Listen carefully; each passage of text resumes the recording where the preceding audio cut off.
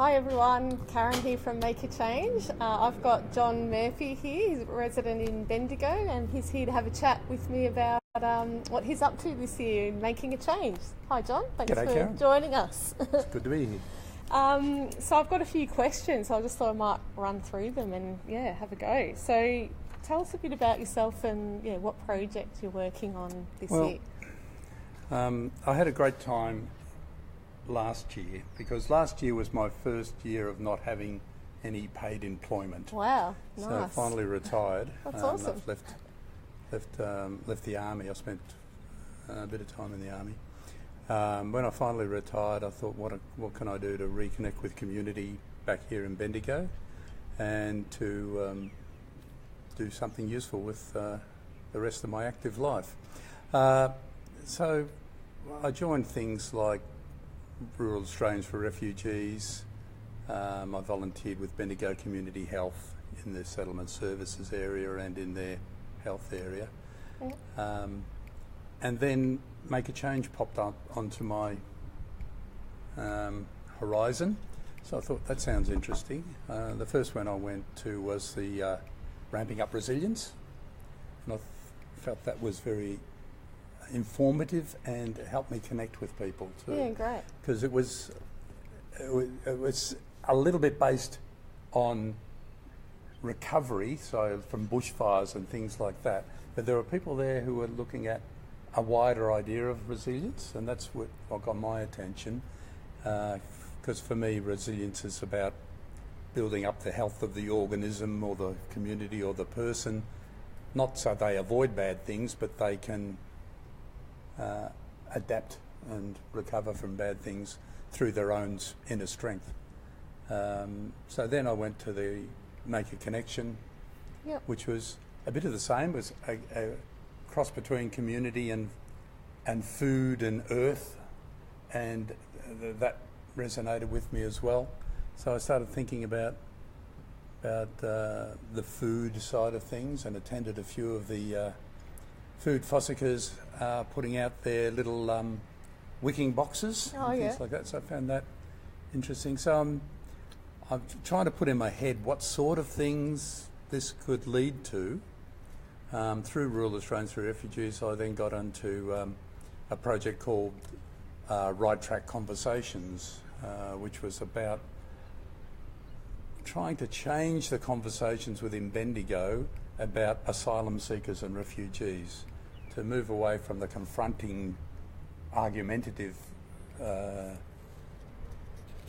way of addressing it and telling people they're wrong to think one way or right to think another way. Just have conversations around the space to make it easier. So that's the sort of things I was getting into. And then I thought, well, all of this is about community. And for me, community is just an extension of family. Yeah. To me, the model of a good community is a family. And you just move out from the husband and wife and kids to the wider family and beyond within their family, so extended family, and then neighbours, and redefine or get back the original meaning of neighbour, which wasn't somebody who happened to live next door, but was somebody with whom you were neighbourly. So that's where I think I'm heading, to try and build neighbourliness. Oh, nice. And the council was doing something in their spaces area where they're trying to do the 10-minute neighbourhoods. Yep. And I think that fits, because if you can find a spot, I live not far from Strathdale Park. So I thought, gee, the people around Strathdale Park could use that as a bit of a neighbourhood hub in ways. That's a pretty big neighbourhood hub. Maybe you can start with smaller ones, smaller hubs, just in a dozen or so houses around you. So that's what I've got in mind. Yeah, it's very much embryonic. It's about using houses and gardens, instead of it being my fortified castle where I go in and nobody else does, to try and open up neighbourly spaces within the neighbourhood. That sounds great, and I like the idea that last year you were attending these events, and it helped kind of think about what you might do with your time, and there wasn't any pressure to go, right, I have to go and do this now, I have to do that. And sometimes it takes time to work out exactly what it's going to look like, and a lot of conversations. Yeah. I'm very much a measure twice, cut once sort of a person. I'd like to be sure I've got the ladder up the right building before I start climbing it and finding out I have to go back down and lean it against another building.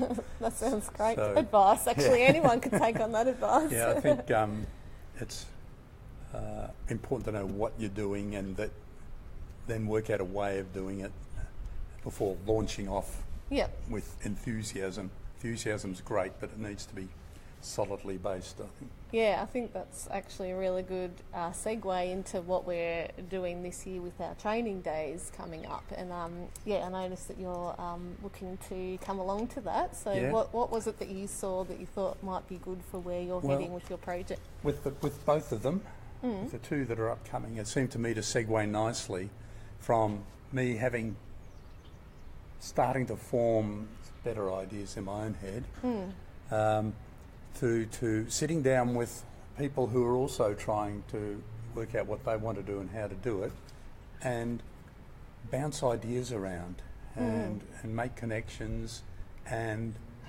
gain some skills. I think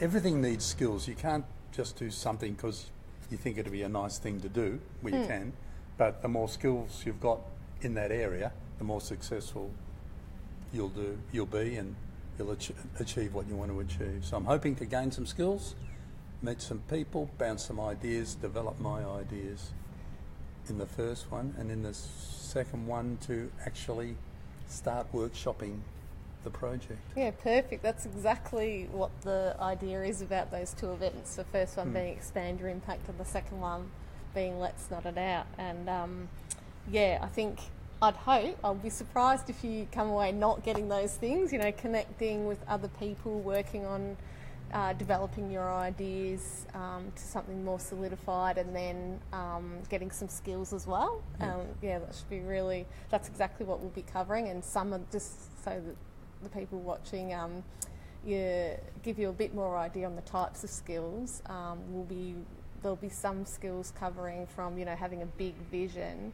and turning that into a solidified project, how to get the word out and communicate what you're working on clearly and effectively, and how to, one of the biggest things that I've found and that we found at Make a Change is a big challenge for people is to build your A team. So that's like how you go about finding the right people and with the right skills to come on board with what you're working on, so that you're not just doing it on your own, because it can be a bit daunting and challenging on your own. So that's another thing we'll be covering. That's just a bit of an example. So that should be really good. Sort of hoping that within those two sessions as well, meeting those people, then within my sense of neighbourliness, that if I can help them on their project and they can help me on my project, then we can get a bit of synergy going, because it's likely there'll be a few projects that can support each other. That's what I'm hoping. Yeah, absolutely. And that's another fundamental part to what we're doing at Make a Change, is to create community for people, what we call change makers, but people that are up to making a difference and making a change, bringing people together. Because one of the things that I've found as well is, we're all out there wanting to do really good things in community, and some of them are more focused on, like the food area, and some might be environment, and some might be about inclusion and diversity, but they all have very similar challenges, and so we just don't often get the chance to come together and learn off and bounce off each other those challenges. Everyone needs to think about resourcing and getting the word out there and getting more people excited about your project, and all of those things. It's all relevant. And the other thing that I find really interesting is that all those issues, they actually cross boundaries. They all connect. Like, if you're thinking about creating a friendly neighbourhood, well, environment and community gardens and getting out there, and it just is a great way to do that. That's what I'm hoping, that by food is obviously a great thing that people come together over. Yes. So growing food, harvesting food, cooking food, presenting food, eating food together is one of the things I hope I can integrate into what I'm going to do. But also, if you're talking about diversity, if you're talking about inclusion, to me that's all just elements of neighbourliness. Yes. And if we can build neighbourhoods that overlap, so yeah, this is my immediate neighbourhood, then I've got a broader neighbourhood, and Bendigo becomes one big neighbourhood of neighbourhoods. Yeah, lovely. Yep, I like that. Very good. Well, I don't know, is there anything else you wanted to cover? I think that covered what I no, that's... I'm here at your disposal. Well, it's really great to chat to you. I think everything you've mentioned is exactly what this year is about. So, thanks so much for coming and having a chat. And anyone else that's listening, really encourage you to have a look on the website, makeachange.org.au/events, and you'll see the upcoming event, Expand Your Impact. That's on Sunday the 18th of March. And then there's another event in June called Let's Nut It Out, and we have a really great deal that if you get the ticket to two, they're quite reasonable. It's $80 for the two events, and